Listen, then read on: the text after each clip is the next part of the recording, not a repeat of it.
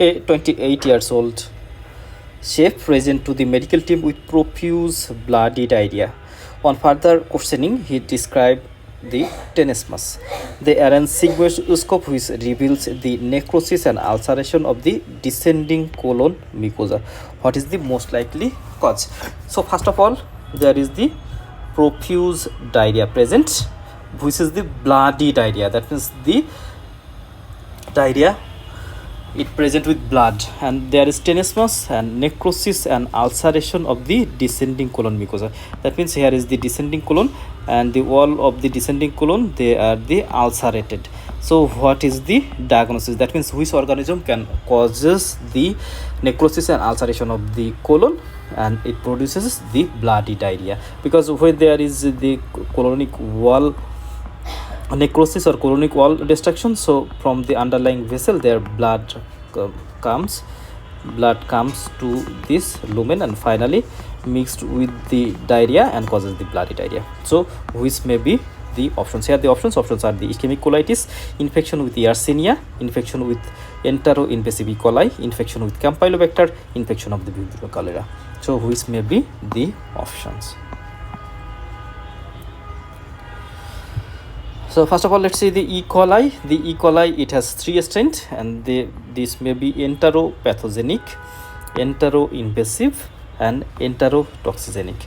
Enteropathogenic, we know enter, that means the intestine, and pathogenic, that means the disease. So this strain cause pathogenesis or disease in the intestine. On the other hand, the enteroinvasive, that means it causes the dysentery and also the large bowel necrosis and ulceration. So this 2 point is very important, that the enteroinvasive, that means the invasiveness to be the bowel wall, and it causes dysentery, and it causes the necrosis and ulceration of the bowel wall.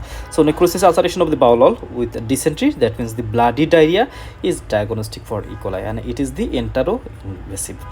On the other hand, the enterotoxigenic, it causes small intestine travelers diarrhea. So enteroinvasive, it causes the large gut. Enterotoxigenic, it causes disease in the small intestine. And on the other hand, enterohemorrhagic 0157 strain, it causes hemorrhagic colitis, hemolytic uremic syndrome, thrombotic thrombocytopenic purpura.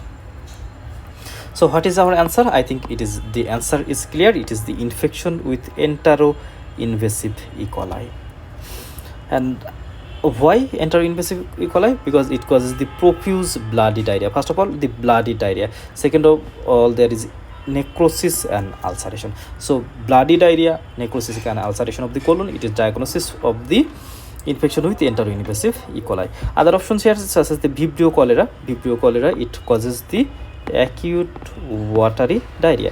And the Campylobacter, in case of the Campylobacter, there also may be present blood, but there is very scanty amount, and it is in the small intestine, not in the large intestine.